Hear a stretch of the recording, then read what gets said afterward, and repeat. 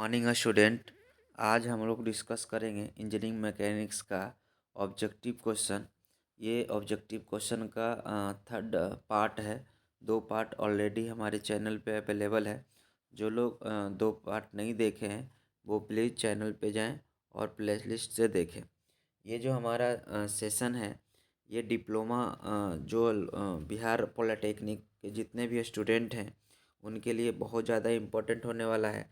इससे जितने भी ऑब्जेक्टिव क्वेश्चन आएंगे आपके सेमेस्टर में वो इसी से आएंगे। और अगर आप 20 ऑब्जेक्टिव पूछा जाता है, ठीक है, 20 ऑब्जेक्टिव में आप मिनिमम 18 ऑब्जेक्टिव सही कर पाएंगे अगर हमारे चैनल से जुड़े रहेंगे। और पर डे अगर 10 क्वेश्चन अगर आप सॉल्व करेंगे तो लास्ट लास्ट तक आपको जो भी ऑब्जेक्टिव क्वेश्चन होगा एग्ज़ाम में जो आएगा वो पूरा का पूरा बन जाएगा। तो आप मेरे चैनल पे बने रहें, ठीक है। और मेरे चैनल को सब्सक्राइब करें, लाइक करें, शेयर करें ताकि कंटिन्यूअस वीडियो हम प्रोवाइड करते रहें। Thank you. तो आज हम अपने जो सेशन है उसको स्टार्ट करते हैं। और आज का जो पहला क्वेश्चन है कि जो main main condition for the rigid body main condition for rigid body is that the distance between various particle of the body does change। तो रिजिड बॉडी का कंडीशन होता है कि जो डिस्टेंस बिटवीन जो पार्टिकल्स होता है वो चेंज नहीं करना चाहिए, ठीक है। अगर चेंज कर जाएगा तो वो रिजिड बॉडी नहीं कहलाएगा। तो आंसर हो जाएगा फॉल्स, चेंज नहीं करना चाहिए। तो distance the main condition for the rigid body is that the distance between distance between the distance between the various particle does not change, ठीक है, डज नॉट चेंज। ये आंसर हो जाएगा बी, ठीक है। यहाँ पे होगा false. Next, what is the Newton third law states. तो न्यूटन थर्ड लॉ स्टेट्स है न्यूटन थर्ड लॉ हम लोग जानते हैं for every action there is an opposite reaction. तो यहाँ पे थोड़ा एरर है, यहाँ पे एक्शन होना चाहिए, ठीक है। Then only option B is the right option, ठीक है। तो what does Newton third law states for every action there is an opposite reaction. Next है कि for equilibrium net force acting on the body is zero, ठीक है। हमने class में बताया है कि जो भी जो इक्विलिब्रियम का कंडीशन होता है उसमें जो हॉरिजेंटल फोर्सेस होते हैं, summation of horizontal forces equal to zero होगा, ठीक है। समेशन ऑफ वर्टिकल जो फोर्सेस हैं वो भी जीरो होना चाहिए।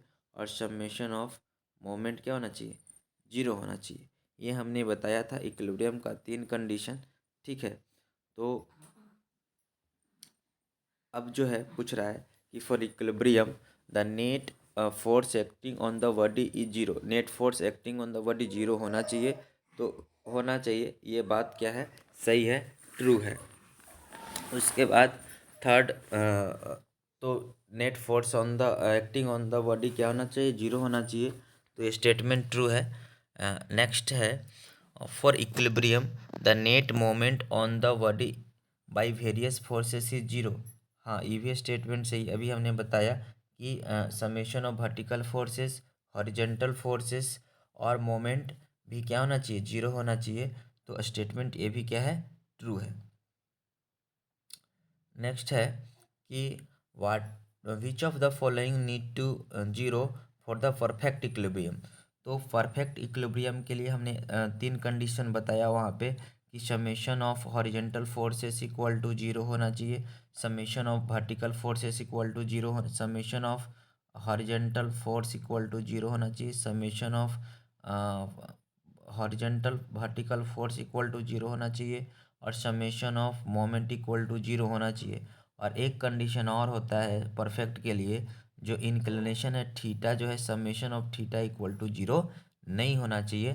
तो ऑप्शन जो होगा आंसर इसका डी हो जाएगा।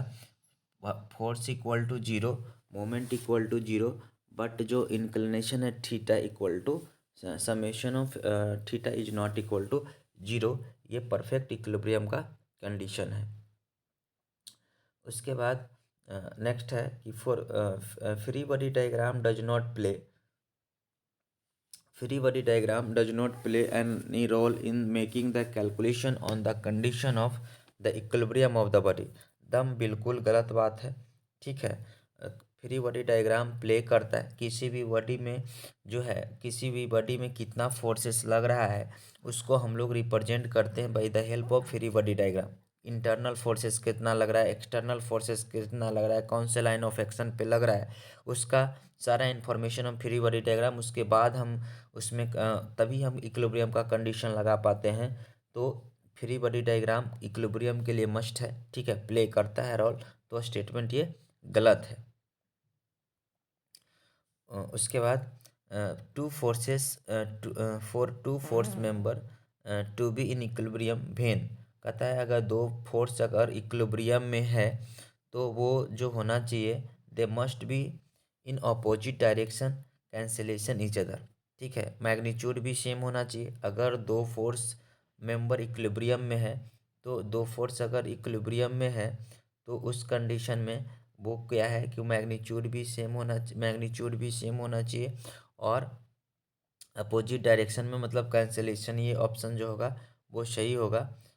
They must be in opposite direction, तभी वो कैंसिल हो पाएगा और मैग्नीट्यूड भी क्या होना चाहिए, सेम होना चाहिए। तो answer D is the right answer. उसके बाद कहता है beam are beams are long and dash structure that are being made to support the loading।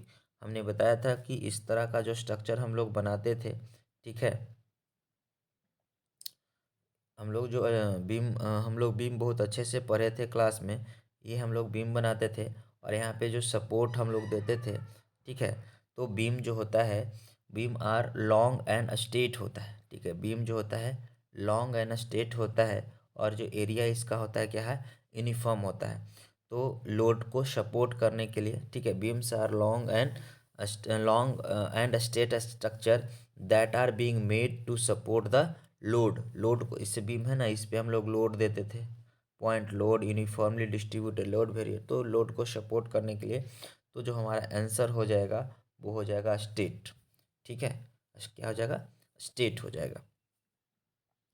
Next हमारा है are dash are the structure that are being made to support the loading applied perpendicular to the axis of the structure, ठीक है।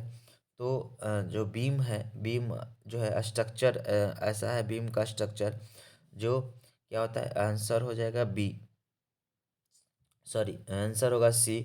Beam are the structure that are being made to support the loading, ठीक है। Beam जो है load को support करने के लिए हम लोग इस तरह का मान लें, ठीक है, ऐसा बीम है तो हम लोग सपोर्ट करने के लिए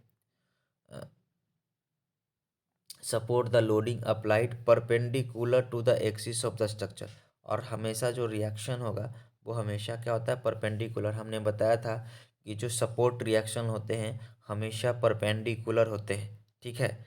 पॉइंट पे, सपोर्ट पॉइंट पे रिएक्शन फोर्स जो हमेशा क्या होता है, सपोर्ट रिएक्शन हमेशा परपेंडिकुलर होता है, हमने बताया था।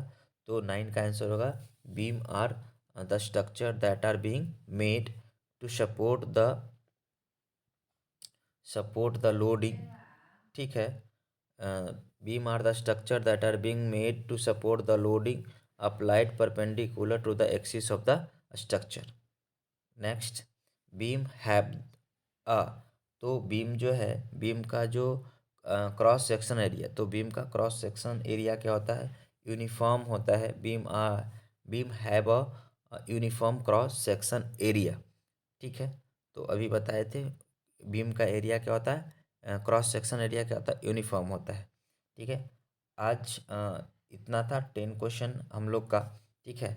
और जो जिन लोगों को वीडियो पसंद आ रहा है तो लाइक करें, सब्सक्राइब करें, और जितने आपके ग्रुप हैं उसमें आप लोग सारे वीडियो को शेयर करें, ताकि और हमें वीडियो बनाने का मोटिवेशन मिले। ठीक है, आपके लाइक और सब्सक्रिप्शन से ही वीडियो बनाने का मोटिवेशन मिलता है। आपका लाइक ही हमें वीडियो बनाने के लिए मोटिवेट करता है।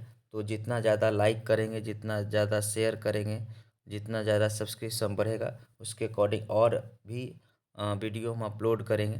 ठीक है, थैंक यू।